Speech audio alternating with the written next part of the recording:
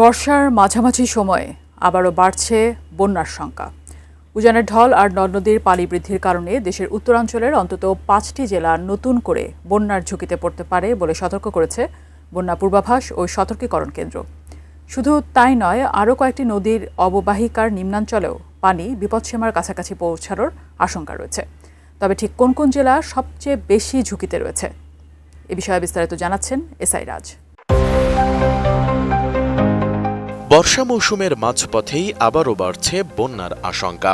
নদ নদীর পানি বৃদ্ধি আর উজানের ঢলে দেশের উত্তরাঞ্চলের কয়েকটি জেলার মানুষকে নতুন করে সতর্ক করেছে বন্যা পূর্বাভাস ও সতর্কীকরণ কেন্দ্র।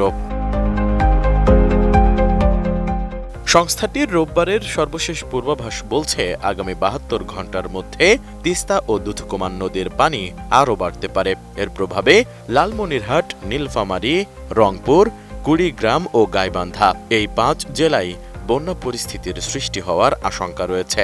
সংশ্লিষ্ট এলাকার নদী তীরবর্তী ও নিম্নাঞ্চলের বাসিন্দাদের আগাম সতর্ক থাকার পাশাপাশি সম্ভাব্য পরিস্থিতি মোকাবেলার প্রস্তুতি নেওয়ার পরামর্শ দিয়েছে কর্তৃপক্ষ।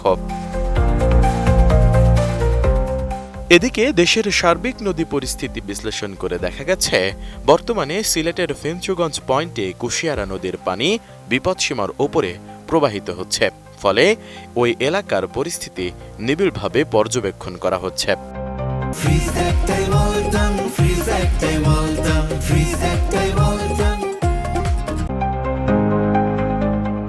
শুধু উত্তরাঞ্চলই নয়, আগামী ৩ দিনে সুরমা কুশিয়ারা নদী অববাহিকার সিলেট ও সুনামগঞ্জ, ধরলা নদী অববাহিকার লালমনিরহাট ও কুড়িগ্রাম এবং সোমেশ্বরী, ভোগাই ও কংস নদী অববাহিকার শেরপুর, ময়মনসিংহ ও নেত্রকোনার নিম্নাঞ্চলেও পানির উচ্চতা সতর্কসীমা কিংবা বিপদসীমার কাছাকাছি পৌঁছাতে পারে।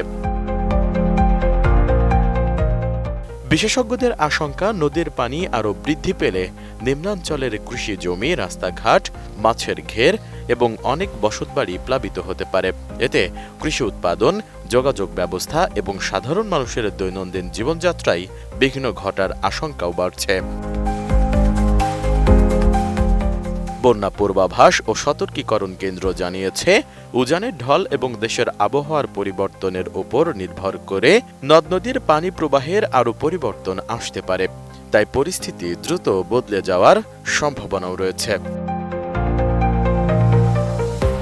এ কারণে ঝুঁকিপূর্ণ এলাকার মানুষকে সর্বশেষ পূর্বাভাস অনুসরণ, প্রয়োজনীয় শুকনো খাবার, বিশুদ্ধ পানির ব্যবস্থা, গবাদি পশু নিরাপদ স্থানে সরিয়ে নেওয়া এবং জরুরি প্রয়োজনে স্থানীয় প্রশাসনের নির্দেশনা মেনে চলার পরামর্শ দেওয়া হয়েছে। সে সঙ্গে দুর্যোগ ব্যবস্থাপনা সংশ্লিষ্টরা বলছেন, সময়মতো সতর্কতা মেনে চলা এবং আগাম প্রস্তুতি থাকলে সম্ভাব্য ক্ষয়ক্ষতি অনেকটাই কমিয়ে আনা সম্ভব। এসআই রাজ, এটিএন নিউজ।